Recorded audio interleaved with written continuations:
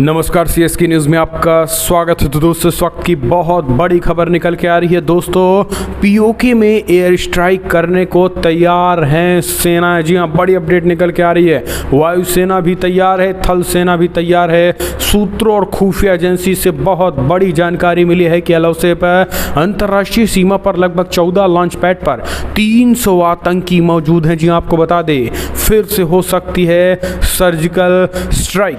दरअसल आपको बता दें कि एलओसी यानी लाइन ऑफ कंट्रोल पर पाकिस्तान द्वारा आतंकी शिविरों के फिर से सक्रिय करने और अल-बद्र संगठन फिर से खड़ा होने के साथ आने वाले हफ्तों में जम्मू और कश्मीर में आतंकी गतिविधियों में वृद्धि की उम्मीद बताई जा रही है। सरकारी सूत्रों ने कहा है कि नियंत्रण रेखा के पार 225 से 250 के आतंकी और अंतर्राष्ट्रीय सीमा पर अतिरिक्त 30 से 40 आतंकवादी मौजूद हैं। 14 लॉन्च पैड्स में आतंकियों की पहचान की गई है। तंगहार, नीगाम, उरी, पुंछ, पल्लवनलाम क्षेत्रों में 1 लॉन्च पैड है। मचल, कृष्णा घाटी और नौशेरा क्षेत्रों में 2-2 और भीतर गली में 3 लॉन्च पैड हैं। ये संभावित घुसपैठ के रास्ते भी जाने जाते हैं। आपको बता दें कि अधिकांश आतंकवादी और पीर पंजाल पहाड़ियों के उत्तर में लॉन्च पैड में हैं। उनकी संख्या 150 से 165 के बीच भी है। पीर पंजाल पहाड़ियों के दक्षिणी में 75 से 85 क्षेत्र हैं और बाकी अंतर्राष्ट्रीय सीमा के पार हैं। लेकिन आपको बता दें कि इस बात की जानकारी सेना की खुफिया एजेंसियों ने दी है।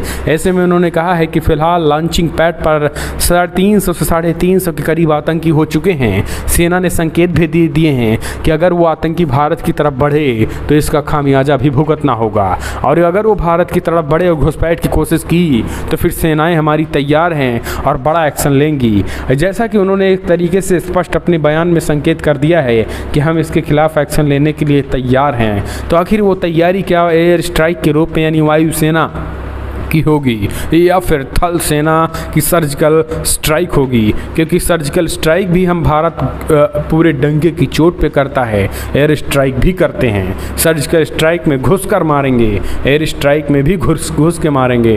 तो दोस्तों, अगर आप भी मानते हैं कि अब सर्जिकल स्ट्राइक और एयर स्ट्राइक का एक बार फिर से समय आ गया, क्योंकि जम्मू कश्मीर में जिस तरीके से पाकिस्तान की सरकार इमरान खान ड्रोन अटैक करा के जो अपने लड़ाकों को भेज रहा है, वो कहीं ना कहीं एक तरीके से पाकिस्तान और आतंकियों के मनोबल को बढ़ाने का काम कर रहा है। हालांकि भारतीय सेनाएं जम्मू कश्मीर में चुन कर 72 हुड़ों के पास उन आतंकियों को भेज जरूर रही हैं, लेकिन उसके बावजूद भी इमरान खान का जो मनोबल है वो बढ़ा हुआ है।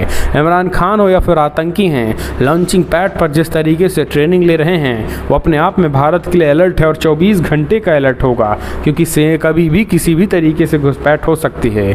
ऐसे में सेना ज़्यादा दिन तक इस तरीके का सिरदर्द लेने वाली नहीं है, क्योंकि भारतीय सेना टेंशन लेती नहीं, टेंशन देती है। और अगर इसी तरीके से लॉन्चिंग पैड पर ये आतंकी जमे रहे तो भारतीय सेना वो दिन दूर नहीं जब एयर स्ट्राइक एक बार फिर से पीओके में घुस कर एयर स्ट्राइक करेंगी और इन आतंकियों को तबाह किया जाएगा। आपने देखा था कि कैसे पुलवामा के बाद एयर स्ट्राइक किया गया था और कई आतंकियों को तबाह कर दिया गया था। वही हाल फिर होने वाला है। और अगर आप भी मानते हैं कि एक बार फिर से उस तरीके के सीन भारतीय सेनाओं को दोहराना चाहिए और पीओके में घुसकर तबाही मचानी चाहिए, तो इस वीडियो को लाइक करके अपना समर्थन दर्ज करें। इस वीडियो में इतना ही।